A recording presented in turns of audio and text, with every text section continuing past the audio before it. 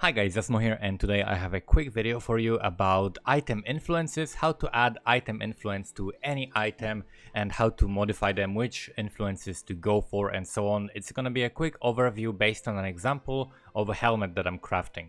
So I'm crafting a helmet that I want specific stats on. I want it to be a shaper item. I'm going to go for like the specific shaper mods that I need, and then some life resistances, and then any extra mods that I find that are good from the list of mods that we're going to look at in a second. But basically, as with any item, you need to have a goal. With this item, my goal is to add efficient sources of damage plus life and resistances, right?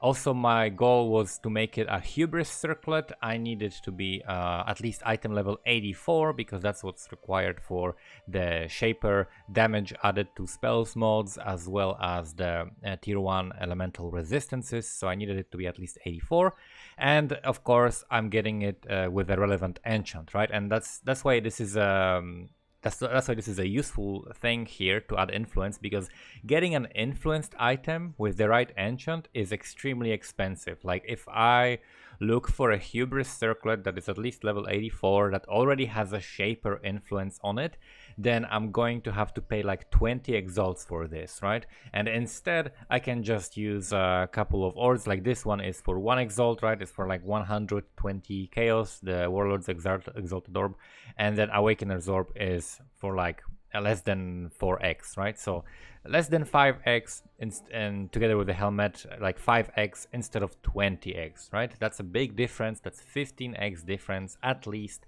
So you can get much easier get a desired enchant, and for me this is the increased damage, because I'm not worried about the pierce or projectile speed for EK, because map clear is already amazing, but I want to boost the single target damage. So the first thing I did, of course, is I got the base of the right item level. Then I used perfect fossils, which you see here. It improves quality and it rolls randomly, I guess between 1 and 30. So of course the name is perfect, so I go for perfect, so I go for 30 quality, and that way I will have the most energy shield on that item, which synergizes with my build, right? I'm using EB and I'm playing Trickster, which gets additional 5 evasion rating per 1 energy shield. So if I have like 100 energy shield, that's 500 evasion on a helmet, right? 500 evasion and 100 energy shield for free, basically. Not for free, but you know what I mean.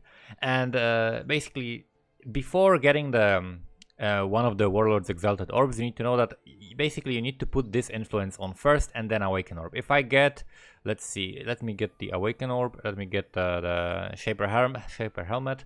So if I use the awakener orb on this helmet, then I cannot do this. It says item has no influence, as you can see. Item has no influence, which means you cannot use Awakener Orb. Awakener Orb can only be used between 2 items that both of them have an influence. So in order to do that, I need to first put some influence on this, and to do that you use the Conqueror's Exalted Orbs. The reason why I picked Warlords is because of the mods that it opens up. So let me look at, let me open the Craft of Exile website. And let me reset this so that you can I can also show you how I'm searching for this. So we're going for helmet. It's an int base. We're adding influence shaper because we're picking what we want from this item, right? So what I want from this item is probably something like life, and then adds lightning damage to spells, adds cold damage to spells, and then in here I can pick a couple of resistances like Chaos Res and 2 Elemental Res or something like that, right? Potentially, because these mods don't really help me.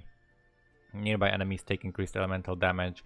I deal mostly chaos damage. Socketed spells, bonuses doesn't apply to me. So there's nothing great for me in terms of these mods. So that's why I'm just going to go for resistances if this was just a shaper base. However, we're gonna have to put one of these Crusader, Hunter, Warlord, or Redeemer influences on it first. So let's go through these mods and see what will be good, right? Chance to block spell damage could be a good one, but we already have capped spell block, right? So we don't need that unless we're gonna like change the amulet, but I'm not gonna do that. We can have increased int, Hunter doesn't really give me anything good here, but on this side it has very similar mods to the Shaper. So I'm already getting this from the Shaper, like added damage, and Lightning and Cold are better than Fire, Chaos, or Fizz. Actually, Fizz is maybe... No, Lightning is the best. So Lightning, Cold are pretty good here. So I don't need to go for Hunter. Warlord, increased elemental damage. Prefixes, like this is probably going to be worth less than the flat that I'm gonna be adding from this in terms of like getting a tier 1 mod, so I don't like this that much either. But here we have global crit multi, so that's an excellent one. That's an excellent mod that we can get, global crit multi, because we can still get 2 other resistances and that should be fine.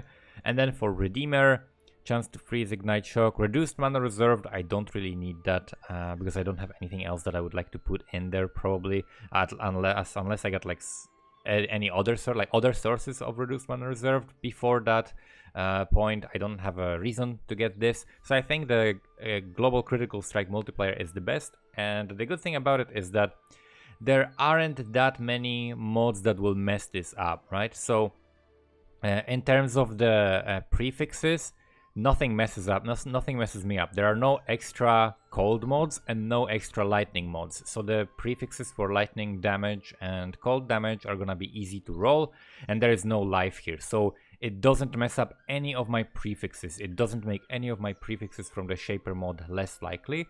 And then for suffixes, we can roll the crit, and it's gonna be between the crit multi, and also socketed spells have extra critical strike chance, right?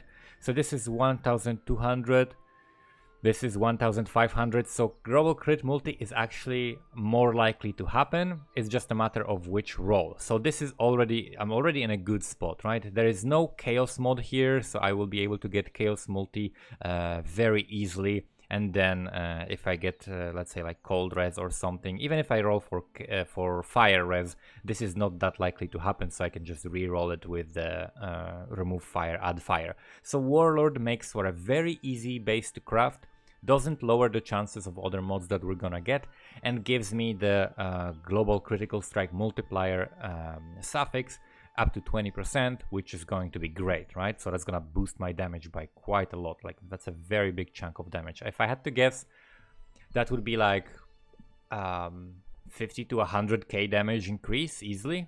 So that's gonna be pretty good.